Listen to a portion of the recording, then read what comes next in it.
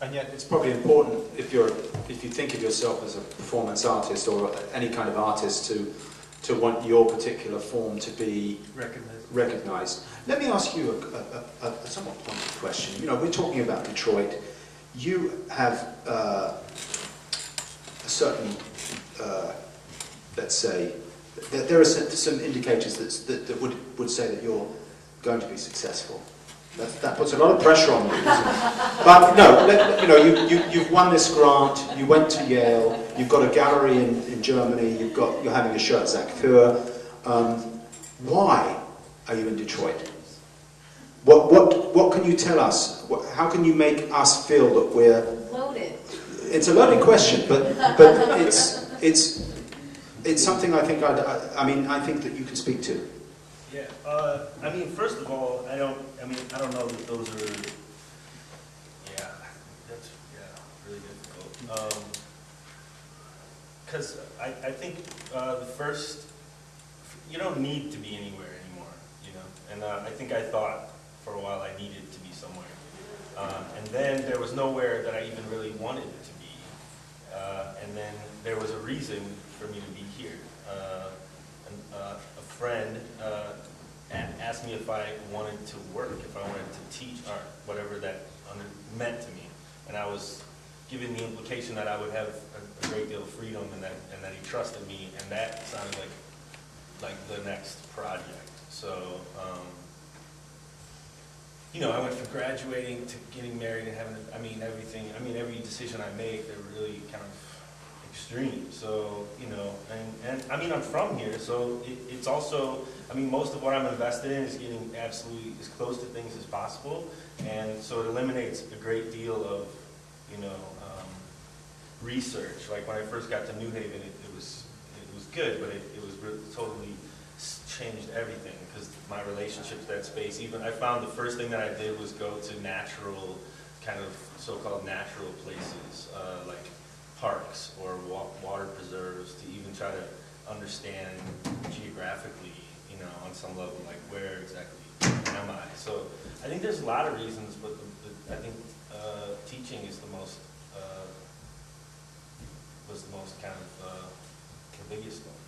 But this idea that it doesn't matter where you are, where you are is a great idea, and it's very moving, because it's moving for me because it's taken me a long time to be able to say, I want to live here.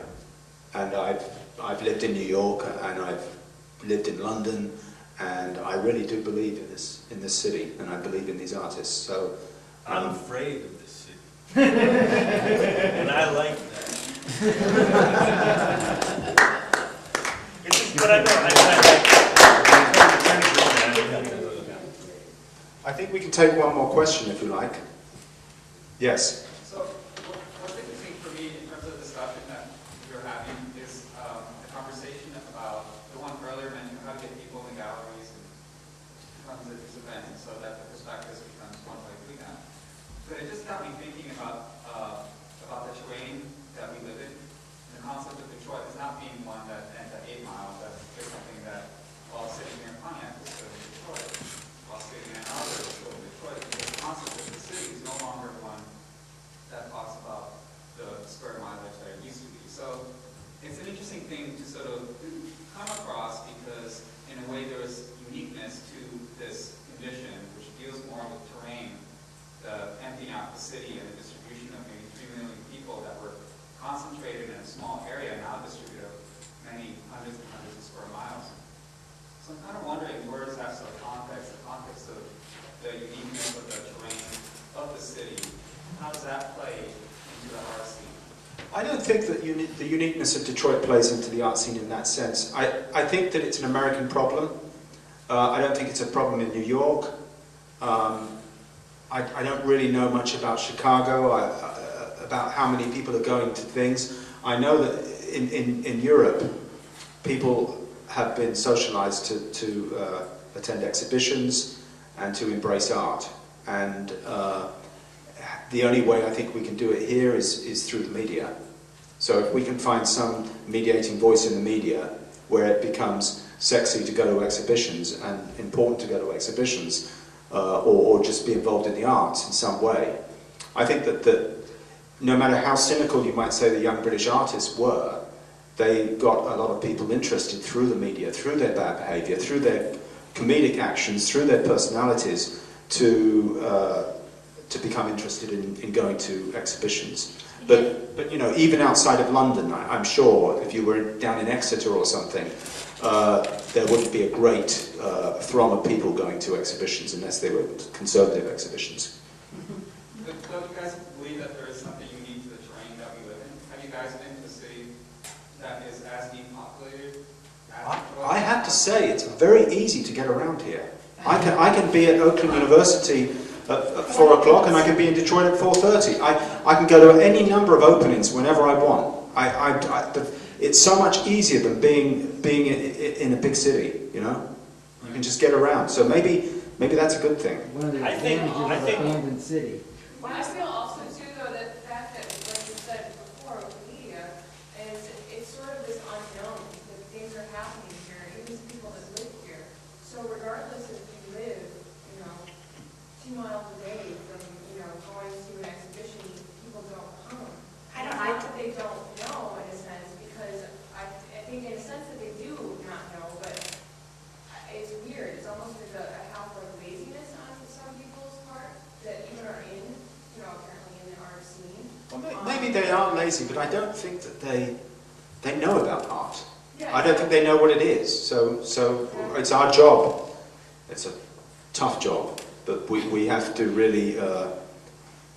Yeah, why is it though that people will drive half an hour or whatever from the city to go see a show at the Crowfoot only now because Greg Bass books it and people really like what he books? I mean, for music, people know about it.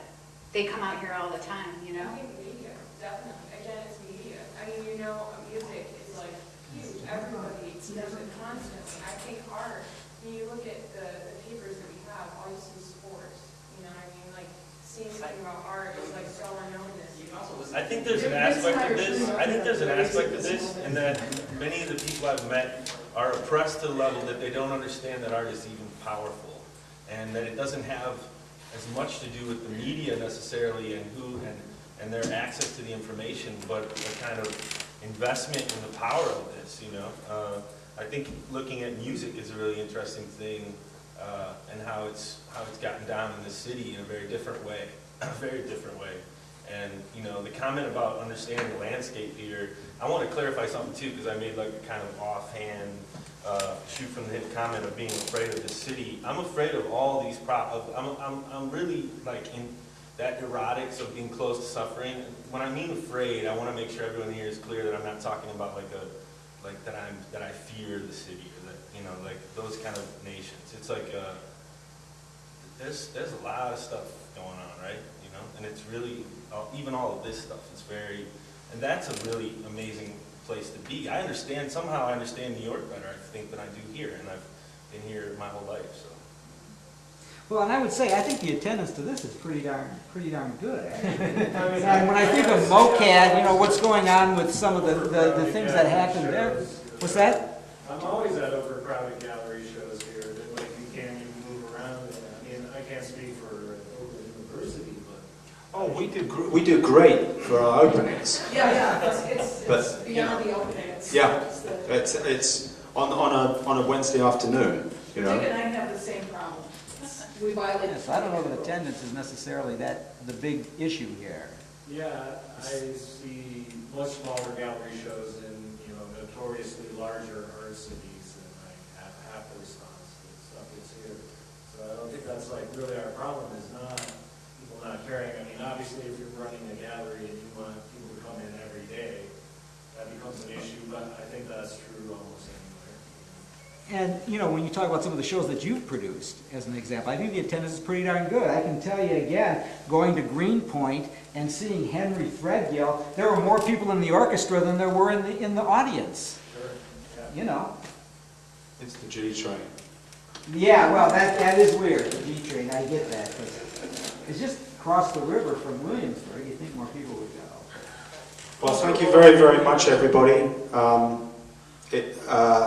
I'm sure if you want to